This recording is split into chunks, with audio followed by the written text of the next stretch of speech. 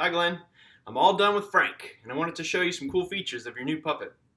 So, here he is. Made a little stand for him so that he can kind of support his own weight on here. If I take him off, you can see that there's a little ledge that his belly sits on, so that kind of takes some of the weight off of his head. Just like I showed you with the process video, this is the little entrance ring into the puppet.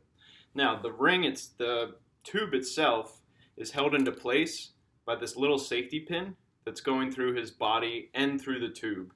So you can adjust it if you want a longer or a shorter neck. I'm just pulling the shirt down to kind of hide that. Now his pants here are held up, they're Velcro, but there's also another safety pin back there, so you can adjust that as well. So to get into Frank, you just put your arm through.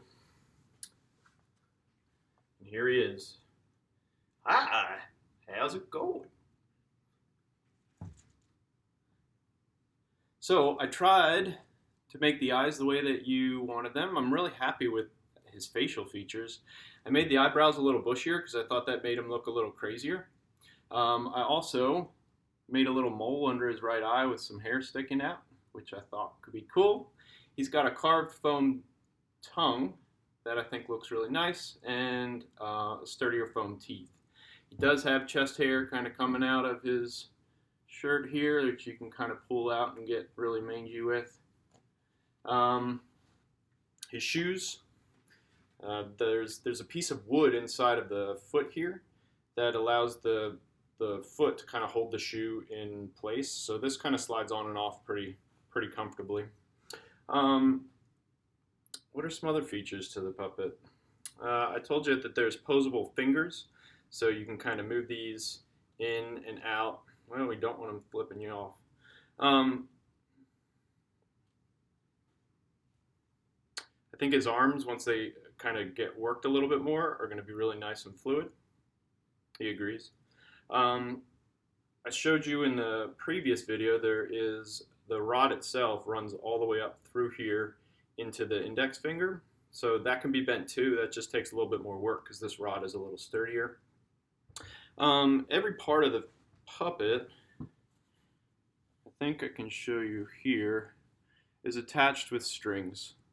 So these cords are going through all the way through the legs, and they're going all the way through the arms. So you can take the legs and the arms off, which makes it easier for wardrobe changes. Let me put him back on his stand here. One feature that I thought was really cool is his glasses are held on by a couple different things. Back here, let's see if I can, there's a pin in each of the arms that are coming out of the glasses, and you can just take the pin off.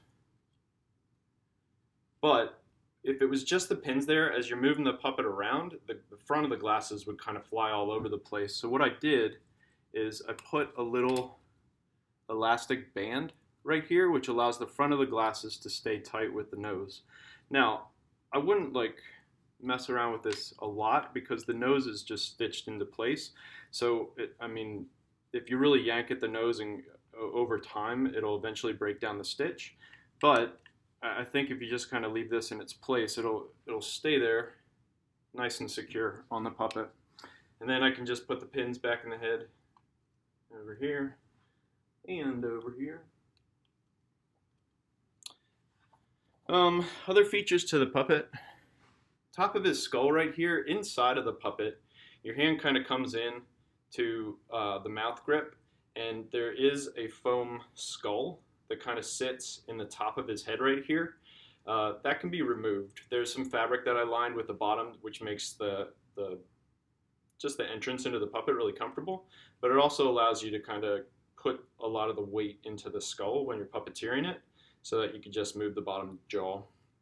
But that can be pulled out. If you don't like it, you can get rid of it. And that's about it. I hope you like him as much as I do, because I think he turned out fantastic. Take care.